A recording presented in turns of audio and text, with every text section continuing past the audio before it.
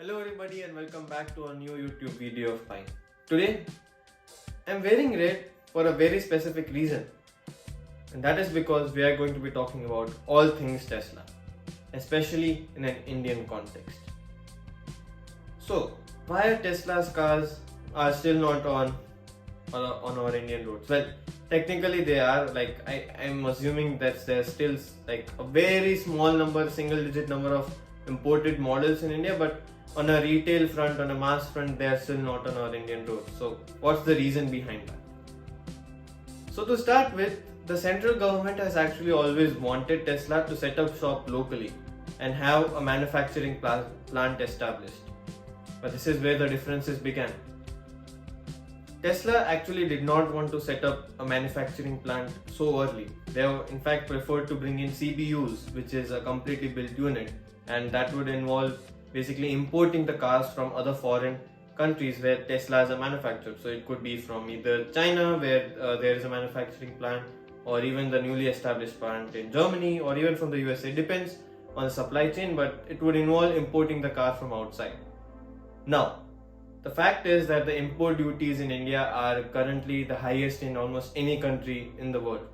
For example, a Tesla Model 3, which costs around $45,000, that equates to roughly 34 or 35 lakh rupees.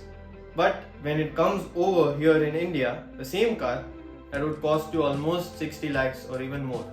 Because the fact is that the import duties are ridiculously high in India.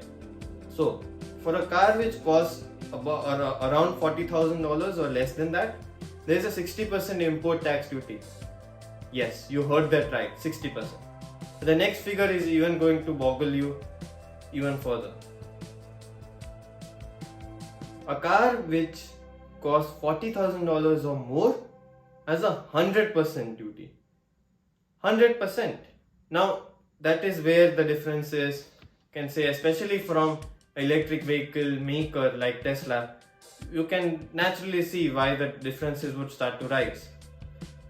So, Elon Musk has always asked for a temporary relief, especially on electric vehicle segment. Not even only for Tesla, for the whole electric vehicle segment, and that relief basically would allow the electric vehicle market to not just be more open, but to actually gain more of a foothold in the country and allow the whole infrastructure as such to even develop. Not just the brands introducing more models, but at the same time you allow the charging infrastructure, the service infrastructure, the retail infrastructure coming along with it.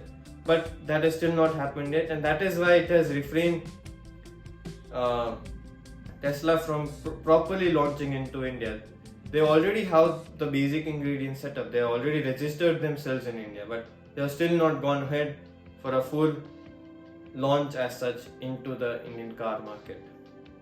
Now, they have requested to bring down the duty to around 40% to actually make the business more viable if it starts, and that is why there is a constant negotiations going on between the central government and Tesla, but still no breakthrough has occurred. And Tesla is specifically doing this for a reason. The fact is that all of us are really interested in actually buying or seeing a Tesla on our Indian roads. There is huge interest in Tesla, and that is why Tesla is actively pushing through to have the import duties being cut down to around a 40% rate, which would allow for the business itself to be more sustainable in India and ultimately be more sustainable for Tesla as a brand too. Now, they have also argued that this should not hamper any Indian OEM, especially when their cars are not anywhere near the price range where Tesla cars would be found. So, for example, Tata and Mahindra both have electric vehicles and are actively developing newer models as such. But none of their cars actually cost about 30 lakh rupees. So they are not really a competition for Tesla as such, and that is the argument which has been given by the Tesla representatives, and that is why they are actually trying to justify that they are given some kind of a relief to actually make sure that they are able to have a viable and sustainable business here. So that is also one of the reasons why, as of now, we are not seeing any Tesla cars on our Indian roads yet. But if the import duty does come down, then there is a high possibility. Furthermore, India has actually offered Tesla to set up a manufacturing plant, which would actually indeed help bring down the cost of actually having a car being imported and then selling. The cost will be much lower than that whole process as such, especially when the assembly is taking place locally and in India as such. And that is why they have actively offered. In fact, recently we have seen even many states coming out on Twitter and tagging Elon Musk and saying that, oh, we will offer these incentives, tax breaks, or basically a larger area of land to set up the factory. There have been many ministers from actual governments coming out on Twitter and tagging Elon Musk to actually set up a Tesla factory, a Tesla Giga factory in India. So this is all a process behind that, but as such, Tesla still clearly they don't want to put in too much of an investment in an let's just say a market where there are no guaranteed returns as such. Tesla first does want to get a feeler for the market and then subsequently take the bet on setting up a factory. And this would then again kickstart the process of actually having CKD cars, which are completely knocked down units, where you will have certain parts of the car which are completely knocked down and tested for, and then in India they will be assembled together, and that would drastically reduce the cost, as the CKD process only carries a 15% duty, which is drastically less than the duties which are on fully imported cars which come in. Now, the government has also set up initiatives in the form of the FAME scheme and the PLI scheme, which we have heard of as such. The FAME scheme is mainly an incentive for the consumer, where they are incentivized to go ahead and buy an electric vehicle where they get a certain amount of discount, and this also has been varying from state to state. Like for example, Gujarat and Maharashtra are currently giving the most discounts as such on actually, or an incentive to go ahead and buy an electric vehicle, whether it is a two-wheeler or a four-wheeler. Then there is also the PLI scheme. The PLI scheme actually is mainly for the producers, the manufacturers, where they have to invest a certain amount upfront in their production, especially for the automobile manufacturers, the four-wheeler manufacturers. They would have to invest a sum of 2,000 crore rupees in the next 5 years going ahead, and in return they will be incentivized in the form of tax breaks or other incentives which are given by the government, and that would ultimately benefit not just the government but even the car maker, and ultimately drive the entire economy attached with the automobile industry forward. Now, Tesla already has intense competition too, and I think that is a very important point to remember as such.